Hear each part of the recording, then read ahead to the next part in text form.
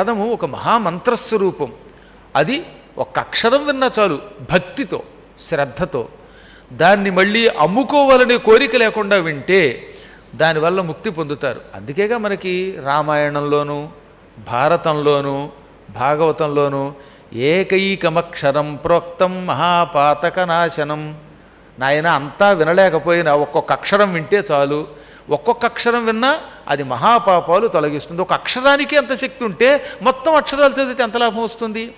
కానీ వచ్చింది ఎప్పుడు ఏంటంటే కృతయుగంలో ఉన్నటువంటి పట్టుదల, త్రేతాయుగంలో ఉన్న పట్టుదల, ద్వాపరయుగంలో ఉన్న పట్టుదల కలియుగంలో ఉండదట. కలియుగంలో మానవులు ఎంత వీలుంటే అంత విశ్రాంతి తీసుకుంటారటండి. ఎక్కువగా అందరూ విశ్రాంతి తీసుకోవడానికి ఇష్టపడతారన్నమాట. టిఫిన్ చేశాక రెస్ట్, కాఫీ తాగాక రెస్ట్, టీ తాగాక రెస్ట్, భోజనం చేశాక రెస్ట్, మళ్ళీ సీరియల్ చూస్తూ రెస్ట్, పురాణం వింటూ రెస్ట్. అందుకే మనం రెస్ట్ రూమ్ అని పెట్టుకున్నాం దానికి, దిక్కుమాల రూమ్కి. అవునా? అక్కడ కూడా రెస్టే.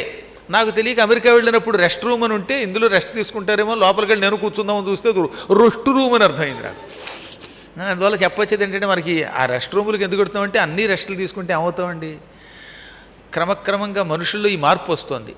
కానీ అలా కాకుండా పట్టుదలతో ఇప్పుడు కూడా కలియుగంలో మహానుభావులు ఇన్ని శాస్త్రాలు కంఠస్థం చేస్తున్న వాళ్ళు కొంతమంది ఉన్నారు. కావలసింది ఏమిటో సూత మహర్షి చెప్పాడు.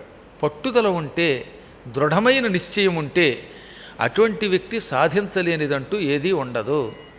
ఎంత పట్టుదల ఉంటే మేము ఆ రోజులో చదివాం.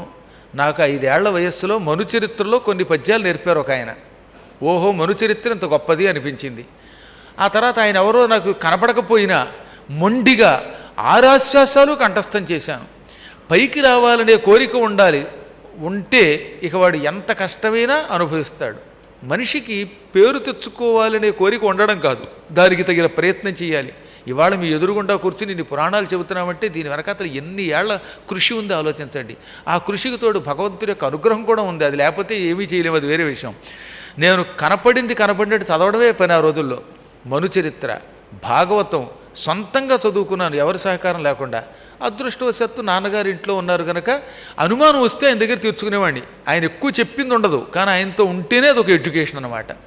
ఇక ఈ విధంగా జీవితం అంతా కృషి చేస్తే ఇవాళ ఇన్ని వేల రహస్యాలు ఉన్నటువంటి పురాణములు చదవగానే ఇతరుల సహకారం అక్కర్లేకుండా శ్లోకం చదివితే అర్థమైపోతుంది అన్నమాట. కాబట్టి మీరు కూడా అలా చెయ్యండి.